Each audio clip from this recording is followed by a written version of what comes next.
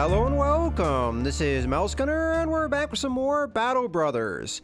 Last we left off, we were escorting a caravan to Grafenberg, and we encountered a troop of performers, which I paid to entertain our troops. So the good news is we're going to have good morale for this combat we're about to have, because along the road, we encountered some brigands. Now, I realized just before this combat that I forgot to treat Hartmut's leg. So he should still have that injury, unfortunately, but the other injuries should probably have recovered by now, at least the light ones. So we're going to have a few brigand poachers and a brigand marksman, and then mini brigand raiders. I don't recall the numbers, but I think it was 11. We'll go ahead and engage. So I'm going to have to keep an eye on Hartmut, because his defense is not going to be as good with that effect. Yeah, he still has cut leg muscles, unfortunately. I should have treated that, and I forgot to. So I do see two brigand poachers. Let's see the range. So we're not quite in range of them. I could take a poke at the raider with the pole arm, but that'd be a pretty long shot, and I think it's because of the bush here that we don't have as good of a shot as we could. I think we wait, of course. Let them get closer. They're going to come to me. At least so far, they're going to come to me. All right, again, I don't know if it really matters if I wait with our polearm guys, because these guys shouldn't be able to get any closer than what they just did. So I'm just going to go ahead and end my turn. It's possible we'll take an arrow and want to flee, though. So, you know what? We'll pause just for the sake of argument. All right, so they are coming forward, which I wasn't exactly sure they would do. I might actually want to engage them, though, because we have numbers on our side, and they've got pole arms. At this point, they could chop away at me from this distance, which is not ideal. Okay, their archers are just going into the bushes. All right. The problem is, if I go forward, I wouldn't be able to do anything other than put up a shield wall. Now, that would allow my polearm guys to step forward and take an attack, but then they would be vulnerable to the polearm guys on their side. So,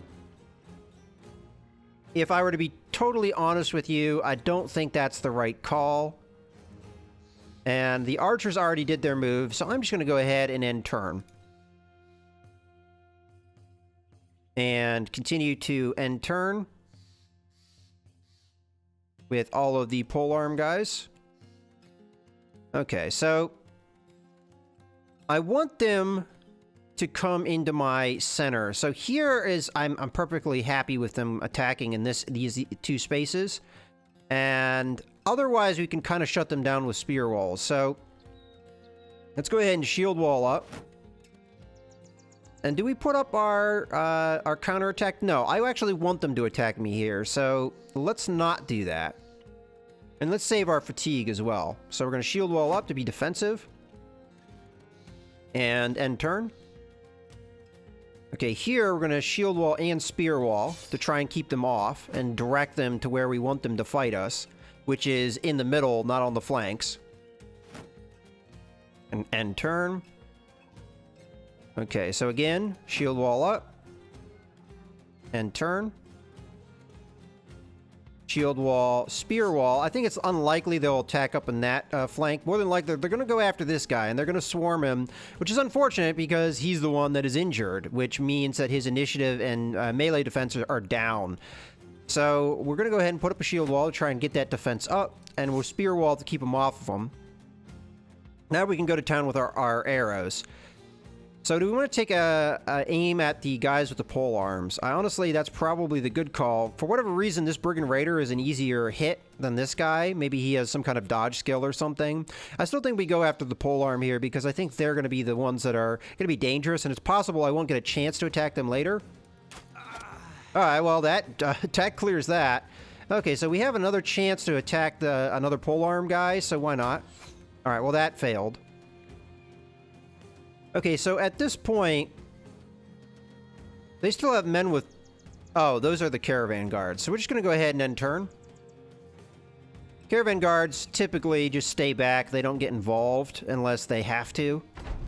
Which I guess, you know, that is their job. For whatever reason, this guy with the crossbow is not really engaging us. And that's actually good because we can take advantage of that. Oh, okay.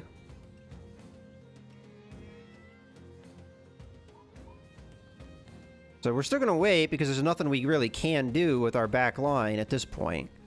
We can continue to shoot arrows, though, which I will do because we could possibly take out this Brigand Raider. Okay, we hit him once. Okay, we hit him good in the face.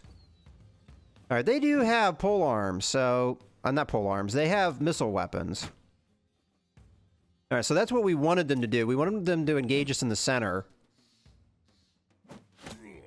They continue to have missile weapons.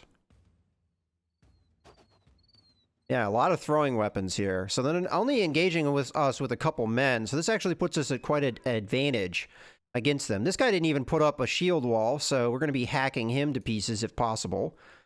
55%. We should have the surround bonus, so that's good. Okay, I'm going to go ahead and put up the shield wall, though, just to be on the safe side. I could chop at this guy's shield. Let's see what our chance to hit him normally. Yeah, let's just chop his shield. This is going to be draining on us, but I think it's a good call. As these guys are... Well, this guy has a shield, but there's not that many guys with shields here. At this point, I'm almost thinking driving forward is the right call here, because this man doesn't have a shield. He's not really well defended, and he does have a throwing weapon, which is somewhat of a danger. So, let's just come forward and chop him. Okay, so I think it's pretty clear who we attack here. We attack the guy without the shield wall up. Unfortunately, we hit the shield wall anyway, even though our chance to hit was pretty good. Here, I think we move up, but I may just put the shield wall up. Yeah, we got some morale effects there that help us. But I think we put the shield wall up and bide our time. Same thing here. We're going to try and go for a morale penalty. Unfortunately, that didn't happen, but that's okay. I want this man to be safe. And I think shield wall for sure. We can't put up the shield wall. I mean, we can't put up a spear wall, though. So, do we stick here or do we advance? I think we stick here because if we advance, we're going to put him in jeopardy. And I don't think that's a good call. So, we'll wait, though, just in case something happens. Okay, we see a crossbow bolt come out. All right, here we have a couple targets. I think the obvious one is to go for the man up top. Okay, we hit him. Okay, caravan guards are going to continue to stand back. Okay, this man might as well step forward. And we're going to go after the... Honestly, the one that gives us a better chance to hit, which is this man. Oh, wow. We missed a 73% chance. That sucks. All right. This is only going to be 51%, but I think we go for it. Okay, we hit that one. I would have preferred hitting the 71% chance. Okay, and 63, 41. Let's go with the 63. Okay, we whiffed that one, unfortunately. Okay, and I think we just end our turn here. Try and, again, be defensive. Wow, you really switched those two. That guy's going to get murdered. As a matter of fact, I'm going to murder him right now. The more people we kill, I mean, he's got good morale, and we can affect the morale of the other men. So, down he goes. We already got fleeing men. So, for sure, we're going to advance. Now, we might not be able to get there in time for this guy to catch him when he's fleeing. But if we were able to move up, as he flees, we'll chop him down. All right, well, that's that guy's turn. Oh, okay. Well, that's a caravan man, so we don't really care about him. Okay, he's throwing out his javelins. Okay, so arrow time. We may not have very many valid targets here. Better chance might be to just go after this guy. I'll go with a aim shot. Okay, hit him. We only have one guy up in our face. Might be a good call to wait until the shield chop gets off, because his shield may go down after that. No guarantees, though. But we'll wait. We'll be patient. No need to rush at this point. Now this guy has a valid target, so 41.79. That time we hit. Okay. So this guy we're probably going to back off with. We don't want to have anyone go down in this kind of fight. Okay, so this guy did put up a shield wall finally. Alright, well, let's try and drop this guy. I'm going to put my shield wall up, though, just to be defensive. Okay, Alaric can move up and put his shield wall up. Or we can chop away at men. I don't think that's the wise move, though. Losing Alaric in a fight like this would be a horrible outcome. Alright, let's split his shield. Down it goes. We could counterattack immediately and try and chop him down, but I think we just go shield wall here. We'll finish him with Gunther if we can. I think we try it, and if I finish him, it won't make much difference. Let's wait. I have a plan, so we'll go with that for now. Let's poke this guy, kill him. Okay, and might as well just shield wall up. Okay, this man no longer has a target, so he's just gonna come down. I'm gonna put him here, though. And we'll shield wall for defense. Okay, I am very tempted to step up here and shield wall, but we do know that this man is down a little bit on defense and initiative. But I think getting an attack of opportunity on a man that is fleeing is a good call, and we already hurt that guy's morale too. We're going to put a shield wall up, though, just to be on the safe side. We're going to get attacks of opportunity against this guy when he runs. Oh, that guy stole my spot. I was going to move up there. Okay, so he went down. We just caused other people to flee, though, which is good. All right, I could step up and go after this man. But I think the safer call here is to go after the men that... You know what? No, that's not the safer call. Let's be aggressive here. We've got armor. We can maybe take a hit or two. It's possible this guy will come up and attack him in his face. But... let's try and chop... Well, you know what? Let's hit the man that's here. Alright, well that made things way easier. Okay, so I'm going to step down. Because we can move, like attack and move here. Okay, another man down. I was going to move with this guy here, but... I mean, you did take an arrow. Should I back you off? Yeah, we'll back off. Okay, so the whole idea here was to allow Gunther to step in if we got an opportunity. Unfortunately, he has that lame foot, so he can only move so far. If he was a normal man, I could have moved him here and got him in the combat zone here, or move him here. But at this point, we see men are fleeing. Their morale is broken, so we're in a real good spot. But because we moved Gunther up, we can move this man into a position to attack. We could wait for an attack here, but I think we just go for it. Okay, we've knocked down his shield wall because he's fleeing. Just go ahead and try and finish him. Down he goes. Okay, that's going to be it for that turn. Okay, our archer has no shot at all now. Well, not necessarily. Still have a good shot on this marksman. Okay, another man down. Let's go ahead and go for a poke here. Okay, good hit. We could send our dog out, but I don't want to have any risk of it going down. You know what? No, that's not true. They're both fleeing. Let's send the dog out. Okay, now I kind of regret having this guy go back because I think every man that's in their unit is fleeing, but we'll put him up on top of this. Actually, we'll put him up in this bush. They shouldn't be able to see him now. Okay. We should be able to engage anyone that may be in this bush. I think we just full-on engage here. So we know there's a man in this bush. We're going to attack him. Well, not attack him this turn, but next turn we'll be able to.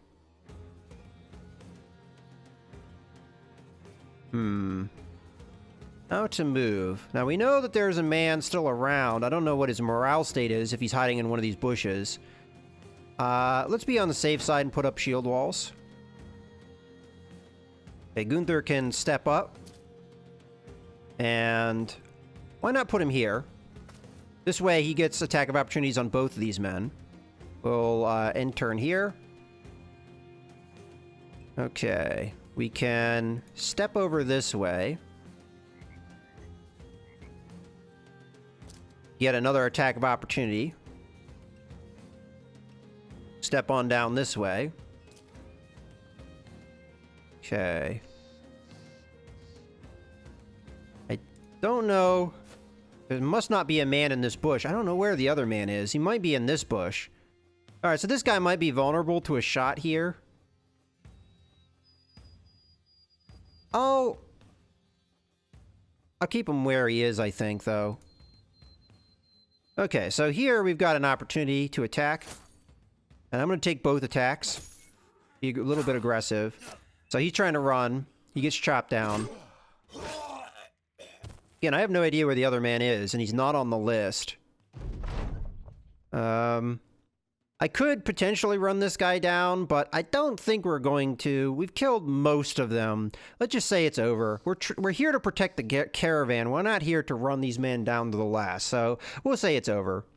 Again, I think I could have run him down, but I'm not going to risk an injury, especially as only one man really got hurt, Havard here, and, you know, it was an arrow or something like that that hit him, so let's go ahead and loot. We get some food, and some other stuff that we'll probably end up selling, but that's okay. Let's go ahead and leave. And because I paid that that entertaining troop, this is kind of a weird, yeah, okay. You have to click on the town itself, I guess, to get moving.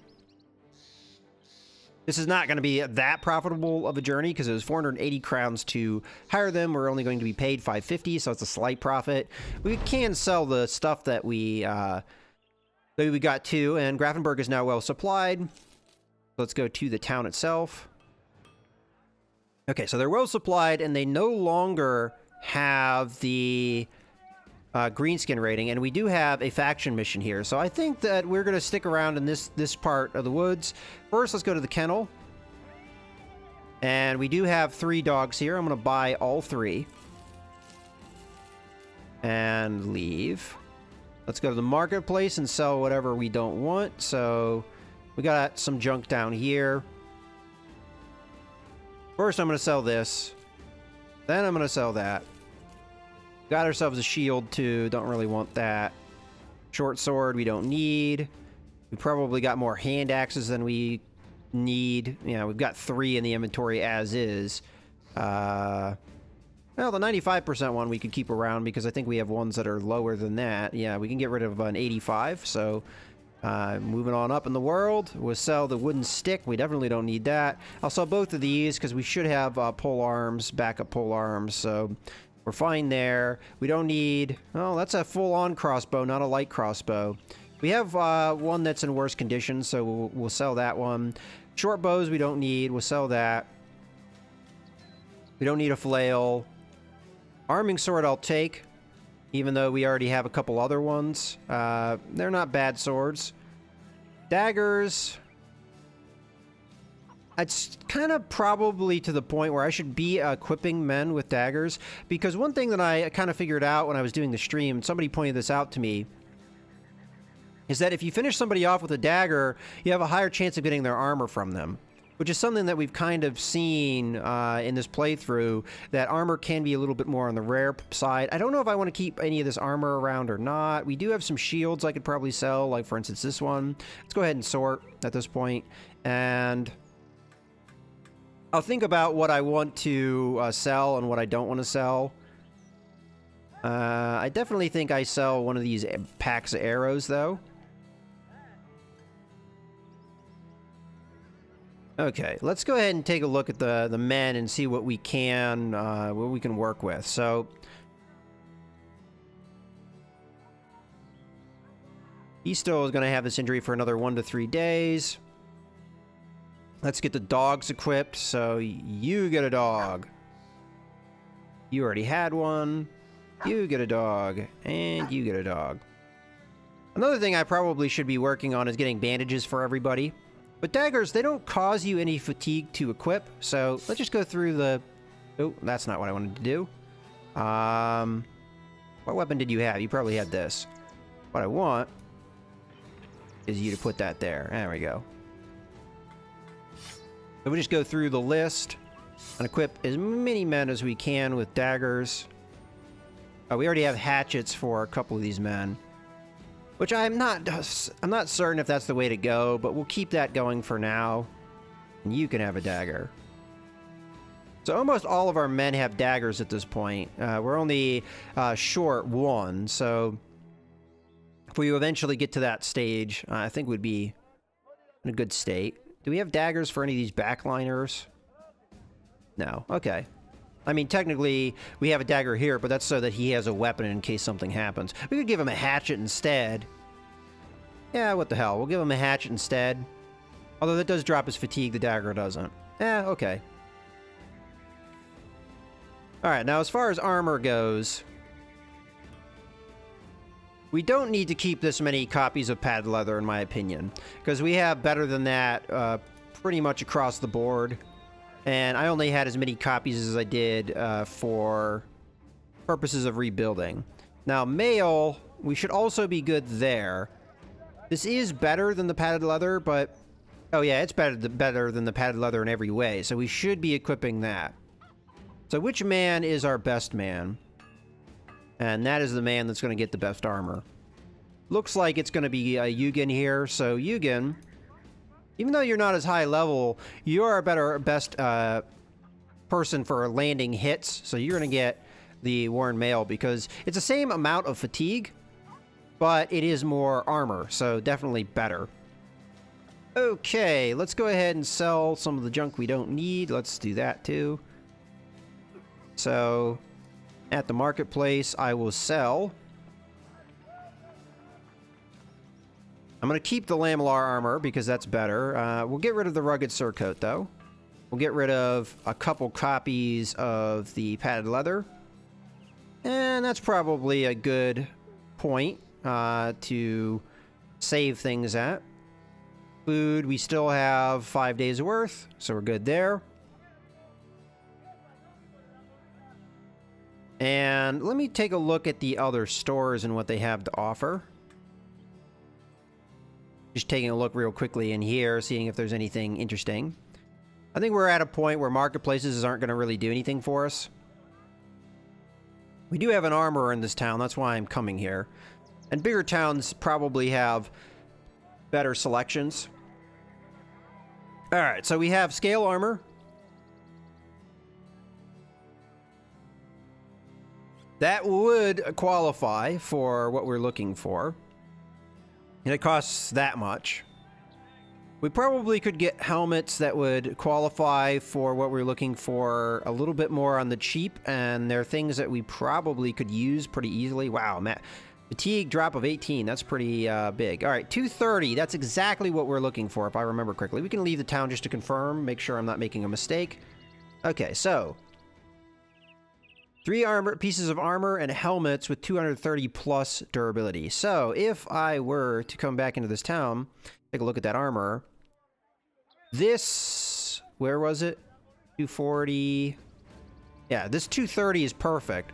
It does cost that much, though. I mean, they're overselling me quite a bit here. We also have this piece, which is only a few hundred more, and it's worth that much. Fatigue is a difference of 1. I mean, really, I think the perfect ideal is we find something that is not that fatiguing, but gives me the qualifying amount of armor. And doesn't look like we're going to get any of that out of these, so... It looks like we can get that with this nasal helmet with closed mail, and then we have flat top with mail as well, and then a flat top with closed mail. Probably can only afford a couple of these. And I have to keep in mind how fatiguing these are, so can men actually wear them? For instance, if we look at Alaric the Sergeant, he's got 74, and the helmet he already has is 12. So that's not that big of a difference, and we do have that one trait with him that reduces the penalty. So he more than likely could take it. And there's probably a couple other men here and there that could. So... And the big difference is here, all right, this is 240, which is the same as this. But look at the fatigue. Maximum fatigue minus 28 versus maximum fatigue minus 16. So quite a big difference. Now, I know body armor is probably more valuable for our men, but if we're looking to get this ambition out of the way, as far as affordability goes and as far as just, you know, knocking it out, this is going to be the more cost-effective way of doing it, is getting a couple of these suckers. So I'm going to go ahead and grab this one, the nasal helmet with closed mail. It cost me 2,530 gold. We can afford that. We're down to 5,000 at this point. So I'm going to go ahead and switch over to Alaric. He's going to, for sure, be getting that. So he's going from nasal helmet with mail to nasal helmet with closed mail. So his face is a bit protected. So that's item number 1. Okay, and he's down to 71 fatigue. Gunther is not really a good candidate because he's already below the 70 mark that I'm looking for. Tornhelm's not bad. He does not have the brawny trait. We could give him the brawny trait at some point, and he'd be able to handle this better. He's at -9, so what are we looking at? I think the one piece of armor was -15. So if we got -15, that would be a difference of 6, so he'd be down to 68, so that'd not be ideal. Okay, this man also does not have the brawny trait, so we know that him equipping it would again put him below the 70 mark. Yanold may be able to do it, because he has the brawny trait, and he's at 75, so we know that it would be a difference at worst of 6, I believe. So, and he should have a reduction. Let's just double check that. So, -12. That only reduced him 2, and it should have reduced him 3. I mean, we might be able to pull it off, but let's go ahead and buy it anyway. So, Yanold the Militiaman may be the one that gets this other bit of armor, even if he's not the best candidate for it. So, flat top with mail, that's just barely achieves what we're looking for. Let's buy that. And leave. And you know what? I'll go ahead and take a look at this in the next video. We're already getting to a point where I'm happy with the cut. So I hope you guys have enjoyed. This is Mouse Gunner, signing out.